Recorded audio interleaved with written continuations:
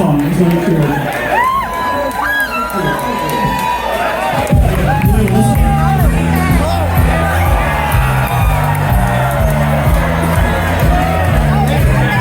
Sometimes I have to work a lot and I don't get enough sleep and I start imagining I see a 17th century Polish standing here. Sir, I salute you. I get the feeling just from meeting you people before the show and stuff that we're probably a lot alike. Except that I probably have less money than just about everybody here. I had to get up this morning to work and tomorrow to work. I think that should be the norm for a lot of people in bands. I think Bob Dylan would probably be less annoying if he's out there doing business. And I'm not broke. It's not my fault that I'm broke. Okay? I did not invest money in NFTs being sold by Jimmy Fallon and Power Show. This was a thing that actually happened, and nobody remembers it because of all the shit that happened in between there. I am not kidding. It really happened. They were selling NFTs of apes and shit for like 250 grand. I'm like, somebody lost a lot of money on that. I don't want to use the term pump and dump because that's a movie that I was in. If you have a Tor browser, you can watch it on the deep web. But because I feel that we are all a lot alike, and I'm very close to the ocean, I don't have to tell you this. I'm going to say it, but this is not for all of you, because sometimes people film these little rants of mine. This is for some other people. People, don't try to ride a shark. Now you would think that's common sense, right? Like don't put your face on a hot plate. But no, there are a bunch of influencers who have been riding sharks. Somebody saw a 20-foot long, 6,000-pound apex predator and thought, I'm going to get on that. And my problem here is that these influencers are the sort of people who go to Coachella, which means some of those sharks are going to get chlamydia. And there's going to be a chlamydia outbreak in sharks. And a lot of marine biologists will wonder why. And they'll go back. So I don't have to tell you this, but if you're a lot like me, you probably sort of often wind up explaining simple shit to people.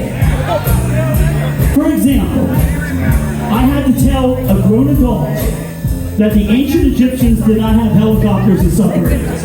Which, I want to say, seems like common sense, right? No, it wasn't. And I was like, are you sure? Yes, I'm pretty sure. At no point do we have anything written by a pharaoh saying, yeah, well, we took the helicopter over to the Temple of Bastet, but we took the submarine home. That was nice. No.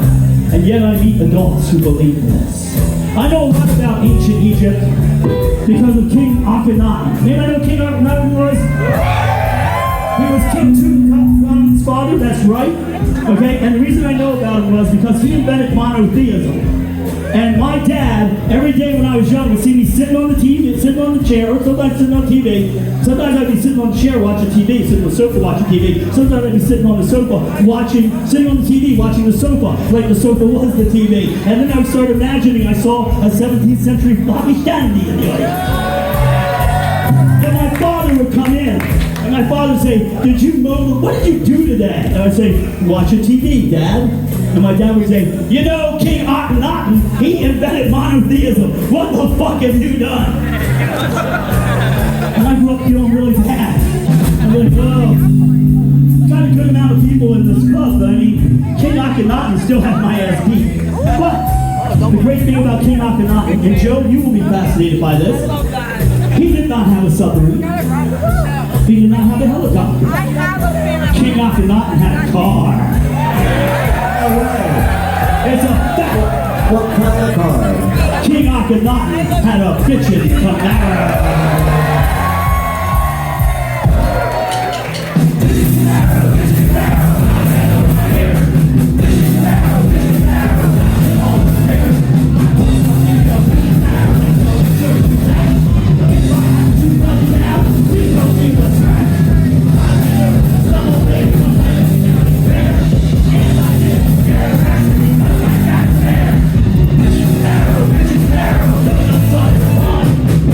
Marrow.